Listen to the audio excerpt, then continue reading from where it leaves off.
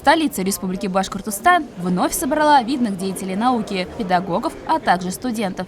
С 23 по 24 октября в Конгресс-холле Таратау прошел 4-й Евразийский гуманитарный форум. На второй день форума прошли 14-е акмулинские чтения.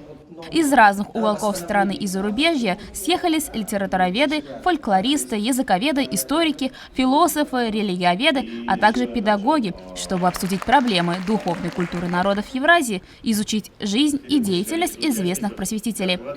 С приветственными словами выступили ректор БГПУ имени Мифтахиддина Акмуллы Салават Сагитов и заместитель председателя Духовного управления мусульман Республики Башкортостан Руслан Саяхов. В рамках акмулинских чтений рассматривались такие темы, как духовная культура народов Евразии, ислам и мусульманская культура в евразийском пространстве. Мифтахиддин Акмулла – великий башкирский просветитель XIX века.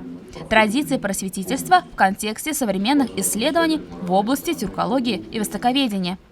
Участники конференции констатируют, что наследие Мифтахиддина Акмуллы, заложенные им традиции просветительства, имеют непреходящее значение и выполняют важную функцию объединения мусульманских народов Евразии.